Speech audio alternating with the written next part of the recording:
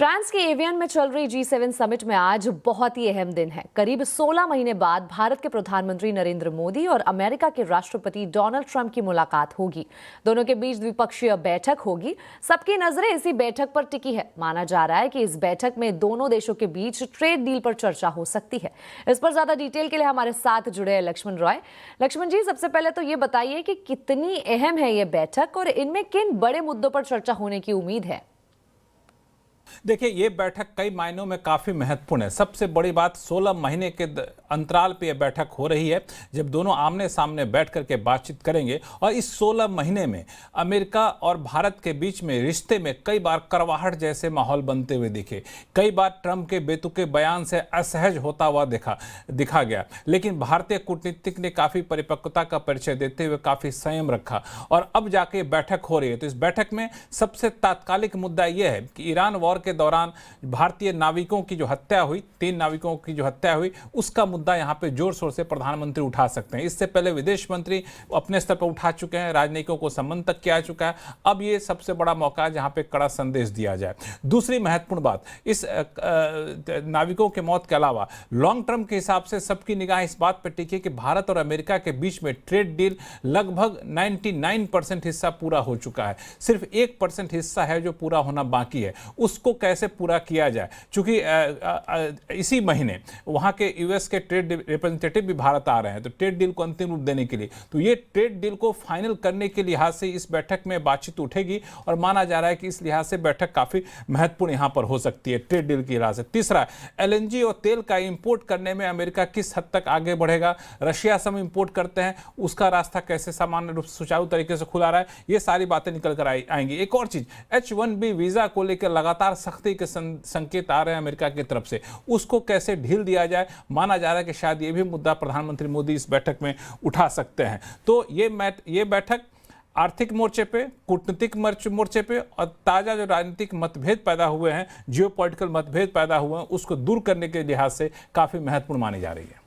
बिल्कुल लक्ष्मण जी, और G7 summit में प्रधानमंत्री नरेंद्र मोदी ने ट्रंप की मौजूदगी में 3 भारतीय नाविकों की मौत का भी मुद्दा उठाया। साथ ही G7 से दुनिया को संदेश भी दिया। क्या कहा पीएम मोदी ने आखिर?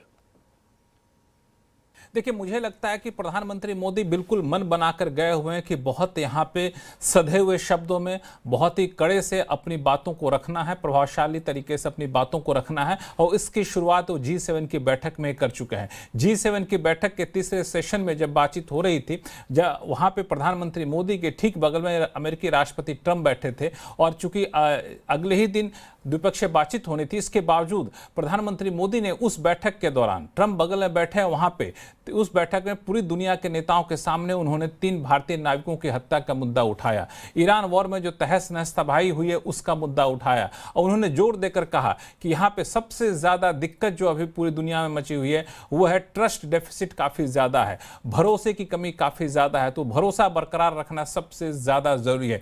जाहिर तौर पर सीधा इशारा था अमेरिकी राष्ट्रपति ट्रंप की तरफ कि जिस तरीके से खाड़ी के देशों में, पश्चिम एशिया में संकट पैदा हुआ है, वैसे हरकत यहां पे ना की जाए। एक और चीज, ग्लोबल साउथ जिसका नेतृत्व बराबर भारत करता रहा है, भारत इसकी आवाज उठाता रहा है, तो यहां पे भारत ये जोर देकर कहा कि यहां पे ग्लोबल साउथ को आप मदद मत करिए, आप साझेदार बनाइए। मदद वाले मानसिकता से बाहर निकलना पड़ेगा, साझेदार वाली मानसिकता में चलना पड़ेगा। एक और चीज उन्होंने जोर देकर कहा कि ये जियोग्राफिकल जो सीमाएं हैं, जो भौगोलिक सीमाएं हैं, उसमें किसी दुनिया के किसी देश, किसी क्षेत्र को बांध के मत रखिए। अब भौगोलिक सीमाएं टूट चुकी हैं, जो आर्थिक निर्भरता है, एक दूसरे पर निर्भरता है, हर मायने में एक दूसरे पर निर्भरता बढ़ती जा रही है। तो आपको उस लिहाज से साझेदारी के माहौल में काम को आगे बढ़ाना होगा। तो मुझे लगता है कि G7 की बैठक में प्रधानमंत्री का संदेश एक तरीके से जमीन तैयार कर दिया है कि भारत का रुख कैसा रहने वाला है, और उस जमीन पर जो बुनियाद पर जो इमारत खड़ी होगी वो अमेरिकी राष्ट्रपति ट्रंप के साथ द्विपक्षीय बातचीत में दिख सकती है। लक्ष्मण जी, बहुत बहुत शुक्रिया इस पूरी जानकारी के लिए। इधर अमेरिकी राष्ट्रपति डोनाल्ड ट्रंप ने ईरान को लेकर नया बयान दिया है। उन्होंने कहा है कि स्ट्रेट ऑफ हॉर्मूज 1-2 दिन में खुल जाएगा। आज प्रेस कॉन्फ्रेंस में ईरान डील पर विस्तार से चर्चा होगी। उन्होंने ये भी कहा है कि अगर उन्हें एमओयू पसंद नहीं आया तो जंग जारी रहेगी। ईरान नहीं सुधरा तो अमेरिका फिर बमबारी शुरू करेगा। We dominated, we wiped out their military, and because we did that, and then we put up the blockade, which was totally effective. Not one ship got by, Steve. Is the text of the agreement now final, or are you still? No, it's not final. It's a memorandum of understanding. And if I don't like it, we'll go back to shooting at them, dropping bombs on their head. बढ़ते हैं अगली खबर की ओर। जिस तरह AC, fridge और अन्य घरेलू उपकरणों पर स्टार रेटिंग देखकर उनकी बिजली खपत का अंदाजा लगाया जाता है, उसी तरह अब इलेक्ट्रिक स्कूटर और बाइक्स पर भी स्टार रेटिंग देखने को मिल सकती है। जी हाँ, इससे ये समझने में आसानी होगी कि कौन सा वाहन कितनी बिजली खर्च करता है। इस पर पूरी डिटेल बता रहे संवाददाता रोहन सिंह। जिस तरीके से इस वक्त जब आप किसी एसी, फ्रिज या किसी भी और अप्लायंस की दुकान पर जाते हैं तो उस पर लगे हुए स्टार रेटिंग के स्टिकर से ये पता कर लेते हैं कि वो कितना एनर्जी एफिशिएंट है और आपको वो खरीदना चाहिए या नहीं। ठीक यही व्यवस्था अब इलेक्ट्रिक टू व्हीलर में भी आने वाली है। दरअसल ब्यूरो ऑफ एनर्जी एफिशिएंसी, साथ ही ministry of heavy industries, ministry of power और तमाम जो टेस्टिंग एजेंसीज है वो मिलकर एक सिस्टम बनाने पर कंसल्टेशन कर रहे हैं, जिसमें कि इलेक्ट्रिक टू व्हीलर्स को भी स्टार रेटिंग दी जाएगी एनर्जी एफिशिएंसी के हिसाब से। अगर कोई किसी इलेक्ट्रिक टू व्हीलर को 1 स्टार मिला है तो यानी कि वो एनर्जी एफिशिएंट नहीं है, अगर उसे 5 स्टार मिला है तो यानी कि वो बहुत ज्यादा एनर्जी एफिशिएंट है। इसके लिए बेंचमार्किंग क्या हो, इस पर फिलहाल डिस्कशन चल रहा है। अभी तक जो बातचीत चली है कि 3.78 किलोवाट आवर पर 100 किलोमीटर को बेंचमार्क बनाया जाएगा, उसको 1 स्टार दिया जाएगा और उसी के आधार पर जो है आगे जो है रेटिंग बढ़ती जाएगी। अगर ज्यादा एफिशिएंट है तो रेटिंग और ज्यादा होगी, यानी कि एक कंज्यूमर को बहुत ज्यादा स्पेसिफिकेशंस पढ़ने की जरूरत नहीं होगी। वो जब शोरूम में जाएगा तो सिर्फ स्टिकर देख के वो फैसला कर पाएगा कि उसका जो इलेक्ट्रिक स्कूटर है वो एफिशिएंट है या नहीं। इस साल जून से ये व्यवस्था शुरू करने की योजना बन रही है। हालांकि पहले 2 सालों तक ये वॉलंटरी रहेगी। इसमें हम आपको बता दें कि ये सिर्फ इलेक्ट्रिक टू व्हीलर के लिए लागू होगी। इलेक्ट्रिक 4 व्हीलर के लिए पहले से ही कैफे नॉर्म्स जो है उसमें इलेक्ट्रिक 4 व्हीलर और जो पेट्रोल डीजल की गाड़ियां हैं दोनों ही शामिल होंगी। तो ये जो व्यवस्था होगी एनर्जी एफिशिएंसी को जज करने के लिए, ये इलेक्ट्रिक टू व्हीलर्स के लिए आने जा रही है। प्रधानमंत्री के पूर्व प्रिंसिपल सेक्रेटरी और श्री राम जन्मभूमि तीर्थ क्षेत्र ट्रस्ट के कंस्ट्रक्शन कमेटी के चेयरमैन रुपेंद्र मिश्रा का कहना है कि यूएस ईरान युद्ध के दौरान हमें कई सबक मिले हैं। सीएनबीसी आवाज के economic policy editor Laxman Roy के साथ एक्सक्लूसिव बातचीत में उन्होंने कहा कि केंद्र सरकार ने इस संकट की घड़ी में संतुलित तरीके से फैसले लिए हैं।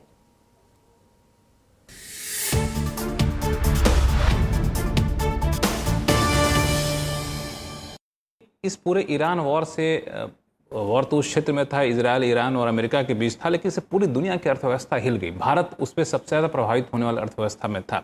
क्या क्या सरकार ने क्या नहीं किया, क्या करना चाहिए, अलग इशू है। मेरा सवाल है इससे हमें क्या सबक लेना चाहिए? बहुत महत्वपूर्ण प्रश्न है ये, क्योंकि 1 या 2 या 3 देश पूरे विश्व के ग्लोबल अफेयर को और इकोनॉमिक स्टेबिलिटी को स्टर कर दें, तो इसकी संभावनाएं शायद भारत ने भी पहले नहीं सोचा था। तो मैं समझता हूं एक तो यह कि ग्लोबल चैलेंजेस के अनुसार इकोनॉमी के रेजिलियंस को किस तरीके से हम अपने पार्ट ऑफ मैनेजमेंट का हिस्सा बनाएं और आइडेंटिफाई करें कि ये मेजर्स जो हैं हम करेंगे। दूसरा, मैं इस सरकार को, केंद्रीय सरकार को मैं एक तरीके से प्रशंसा मेरे मन में बहुत है कि इतने सारे विवाद थे, ये विवाद कॉन्फ्लिक्टिंग इंटरेस्ट में थे। आप तो बहुत ही, आपको ज्ञान है इकोनॉमिक्स का भी और पॉलिटिक्स का। एक देश, हमारे संबंध अधिकांश देशों से अच्छे हैं, लेकिन आप यदि एक दिशा में जाते हैं तो दूसरी देश पर हमारे संबंधों पर असर पड़ता है। सबसे ज्यादा हमारी सॉवरेनिटी का टेस्ट होता रहता है।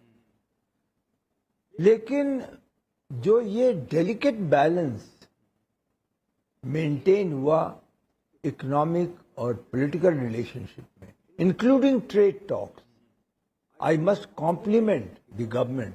फ्री ट्रेड एग्रीमेंट जैसे जो उन्होंने फ्री ट्रेड एग्रीमेंट्स में जिस तरीके से स्टैंड लिया है, the central government is worthy of praise for that. तो इसको जरूर मैं कहूँगा कि the government rose to this challenge which came on the global. एक आखिरी सवाल सर पूछूंगा, क्योंकि सरकार ने 2047 तक का विकसित भारत का लक्ष्य रखा है, लेकिन बीच में कई सारे स्पीड ब्रेकर आ गए, जैसे एक ईरान वॉर उसमें से एक था। तो आपको लगता है कि उस टारगेट को पूरा करने के लिए कुछ ऐसे कदम उठाने चाहिए जो अब तक नहीं उठाए हैं? बड़ा लंबा कार्यकाल है 2047, खास तौर से जब आविष्कार बदल रहे हैं। किसने एआई की कल्पना की थी कि इस तरीके से इकोनॉमिक मार्केट, एम्प्लॉयमेंट मार्केट सभी चीजों को प्रभावित करेगा? तो मैं समझता हूं कि जहां एक 2047 का ओवरऑल लक्ष्य रखना है कि हम गरीबी समाप्त हो चुकी होगी, हम डेवलप्ड नेशन के मध्य बैठेंगे, लेकिन इमीडिएट 5 साल में हम क्या अचीव करेंगे वह बहुत महत्वपूर्ण है, क्योंकि जनता उसको ही देख पाएगी। जनता यह जानना चाहती है कि उसे अगले 5 वर्ष में क्या मिल रहा हो।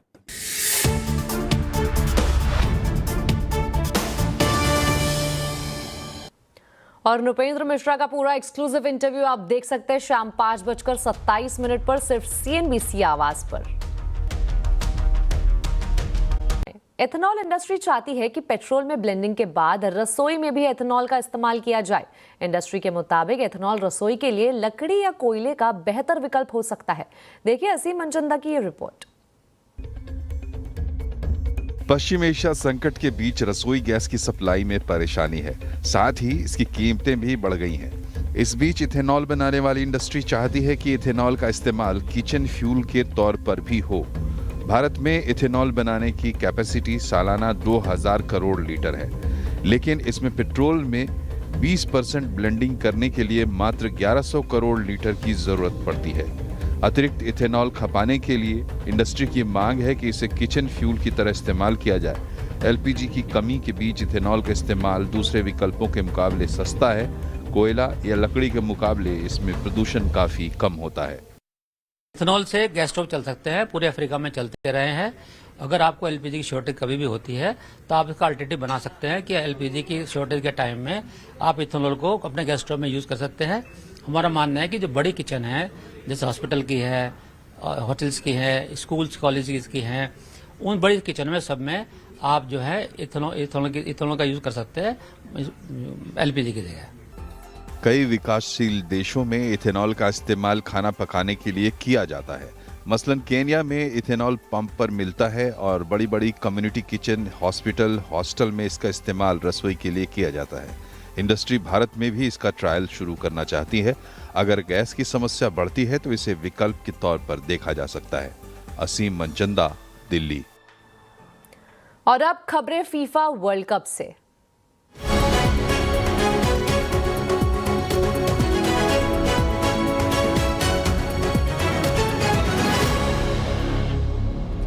फीफा वर्ल्ड कप का छठा दिन बड़ा रोमांचक रहा। अर्जेंटीना ने वर्ल्ड कप में अपने खेल की शुरुआत बड़ी शानदार तरीके से की। स्टार फुटबॉलर लियोनेल मेसी ने हैट्रिक लगाई। मेसी अब तक 11 इंटरनेशनल हैट्रिक लगा चुके हैं। इस दमदार प्रदर्शन से अर्जेंटीना ने अल्जीरिया को 3-0 से हराया। इस जीत से अर्जेंटीना ग्रुप जे के पॉइंट्स टेबल में पहले स्थान पर आ गई है। इधर फ्रांस ने अपने ओपनिंग मैच में सेनेगल को 3-1 से हराया। फ्रांस के कप्तान एम्बापे ने शानदार प्रदर्शन करते हुए 2 गोल दागे और फ्रांस के इतिहास के सबसे ज्यादा गोल करने वाले खिलाड़ी बन गए। दूसरे मुकाबले में नॉर्वे ने इराक को 4-1 से हराया और ऑस्ट्रिया ने जॉर्डन को 3-1 से मात दी। अब फीफा वर्ल्ड कप के 7वें दिन क्रिस्टियानो रोनाल्डो, हैरी केन और लूका मॉड्रिक जैसे स्टार खिलाड़ियों पर फुटबॉल प्रेमियों की नजर टिकी रहेगी। आज पोर्तुगल और डीआर कॉन्गो का मैच रात 10:30 बजे होगा। वहीं दूसरा मुकाबला देर रात 1:30 बजे इंग्लैंड और क्रोएशिया के बीच, तो तीसरा मुकाबला घाना और पनामा के बीच सुबह 4:30 बजे शुरू होगा और आखिरी मुकाबला उज्बेकिस्तान और कोलंबिया के बीच कल सुबह 7:30 बजे खेला जाएगा। 21 जून को नीट की परीक्षा होने जा रही है। सरकार और एनटीए ने इस बार पेपर लीक से बचने के लिए कई इंतजाम किए हैं, लेकिन क्या इस बार छात्रों के साथ इंसाफ हो पाएगा? इसी पर है आज का कंज्यूमर अड्डा। अब की बार नीट का उद्धार देखिए शाम 5:57 पर। चलिए इसी के साथ आवाज समाचार में अभी के लिए इतना ही। आप देखते रहे CNBC आवाज और अपडेटेड रहे खबरों पर हमारे सोशल मीडिया हैंडल्स के जरिए। नमस्कार।